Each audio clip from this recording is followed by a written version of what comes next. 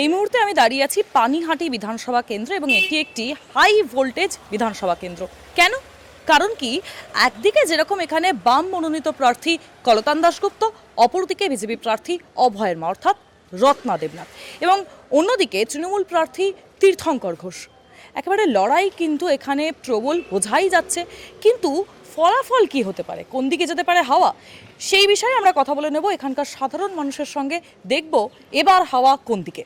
এখানে একদিকে বাম মনোনীত প্রার্থী কলতান দাশগুপ্ত এবং অন্যদিকে অভয়ের মা বিজেপির হয়ে দাঁড়িয়েছেন এবং তীর্থঙ্কর ঘোষ তৃণমূলের। কি মনে হচ্ছে হাওয়া কোন দিকে? দেখুন, সেটা তো মানুষ বলবে, সেটা তো 4 তারিখ বোঝা যাবে। তবে যদি আমার ব্যক্তিগত মত নেন তাহলে আমি বলবো যে এখানে ব্যক্তিকে একেবারে স্টিরিওটাইপভাবে বিদ্বেষ দেখানো তো উচিত না, কিন্তু তবু বলবো যে ধরনের নোংরামি অভয়ার পরিবারের সাথে করা হয়েছে তাতে আর যেই জিতুন না কেন যেন ওই নান্টু ঘোষ আর তার কোম্পানি যেন হেরে যায়। আমরা সেটাই মনে প্রাণে চাই। সে হয়তো নান্টু ঘোষের ছেলেকে হয়তো তীর্থঙ্কর ঘোষকে দাঁড় করানো হয়েছে, কিন্তু সে যেন জামানত জব্দ হয়। এখানে ব্যক্তি বিদ্বেষ কিছু না, কিন্তু এখানে একটা গ্রুপ মিলে যে নোংরামিটা করেছে, যে অন্যায়টা করেছে, তার বিরুদ্ধে আমরা সবাই সোচ্চার হব। সে কমিউনিস্ট মনোভাবাপন্নই হোক আর কমিউনিস্ট না মনোভাবাপন্নই হোক। এমনকি আমার এটাও মনে হয় যে এখানকার যে তৃণমূল যারা রয়েছেন তাদের একাংশ এই নান্টু ঘোষ এবং তার লুম্পেন বাহিনীর প্রতি সাংঘাতিক বিরক্ত।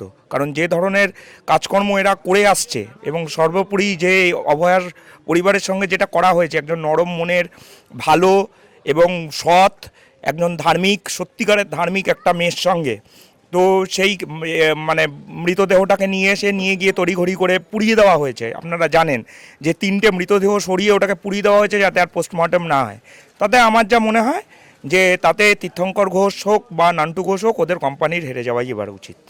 আপনি এখানকার স্থানীয় বাসিন্দা, সেক্ষেত্রে কি মনে হচ্ছে 5 বছরে ঠিক কী কী সুযোগ সুবিধা পেয়েছেন এবং পাননি?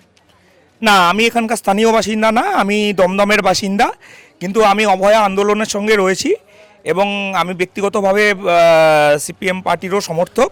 তো আজকে যেহেতু রোড শো রয়েছে সেই জন্য আমি এসছি। আমাদের ওইদিকে যেমন ময়ূক বিশ্বাস লড়াই চালিয়ে যাচ্ছেন, শুভজিৎ দাশগুপ্ত লড়াই চালিয়ে যাচ্ছেন রাজারহাট গোপালপুর কেন্দ্রে, এখানে তেমনি কলতান দাশগুপ্ত লড়াই চালিয়ে যাচ্ছেন। তো আমি এখানে এসছি। এখানে আমার তবু এখানে আমার যাতায়াত আছে, কলেজ লাইফ থেকেই আমার এই অঞ্চলে যাতায়াত আছে।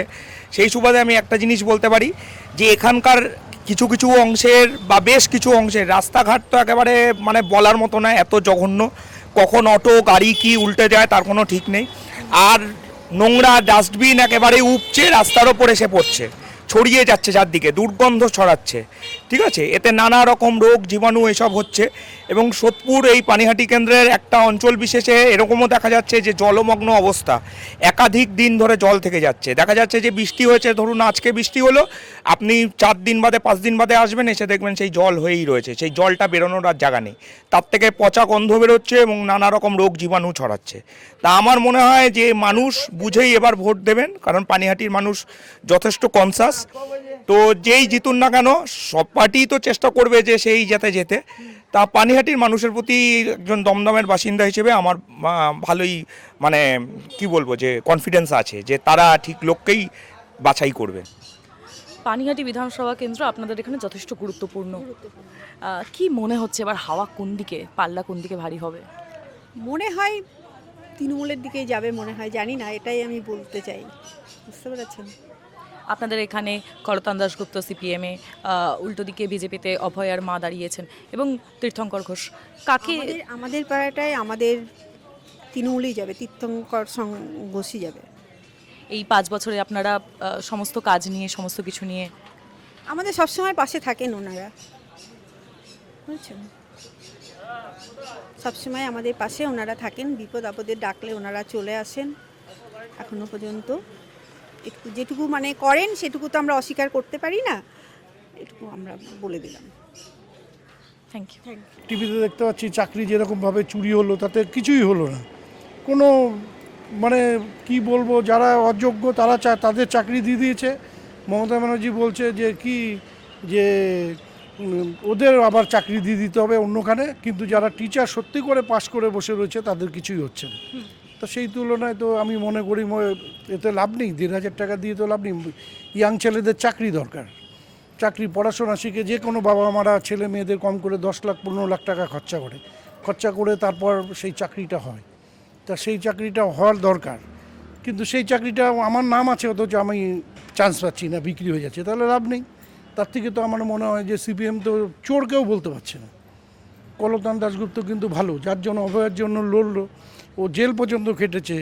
কিন্তু সেক্ষেত্রেই তো আবার এখানে বিজেপি প্রার্থী আপনাদের এখানে রত্না দেবনাথ, সেক্ষেত্রে কি বলবেন? রত্না দেবনাথ দাঁড়িয়েছে, আমার মনে হয় রত্না দেবনাথের না দাঁড়ানোই ভালো ছিল, আমার মনে হচ্ছে। এবার আমার মনে হলে তো হবে না, তা মনে হয় ও যেহেতু কলতান দাশগুপ্ত দাঁড়িয়েছে, তো সেহেতু রত্না দেবনাথ না দাঁড়ালে আমার মনে হয় বেটার হতো। কেননা যেহেতু কলতান রত্না দেবনাথের মেয়ের হয়েই খেটেছিল, অভয়ের হয়ে, তো সেখানে না দাঁড়ালে আমার মনে হয় বেটার হতো। আপনার মতে কি মনে হয় এবার হাওয়া তাহলে কোন দিকে? হাওয়া তো বোঝা যাচ্ছে না, এবার তো দেখছি সবাই চুপচাপ, সেরকম বুঝতে পারছি না কে দেবে। এখন সবার সাথে তো সেরকমভাবে কথা বলিনি, কে দেবে বুঝতে পারছি না। তবে আমার মনে হয় কলতান দাশগুপ্ত আসলে ছেলে হিসাবে ভালো, যেভাবে দেখছি কলতানের তো আর কেউ হয় না অভয়া, যেভাবে অভয়ার সঙ্গে লড়েছে বা করেছে, সারা পৃথিবী চিনেছে, কে চেনালো? ওরাই চেনালো। এভাবে তো অনেক মেয়েদের অনেক কিছুই হয়, মৃত্যু হয়, এভাবে তো আন্দোলন হয় না, যেভাবে আন্দোলনটা হয়েছে। আমার মনে হয় সেই পক্ষে ও জিতলে মনে হয় আরও আন্দোলনটা করতে পারবে সেভাবে।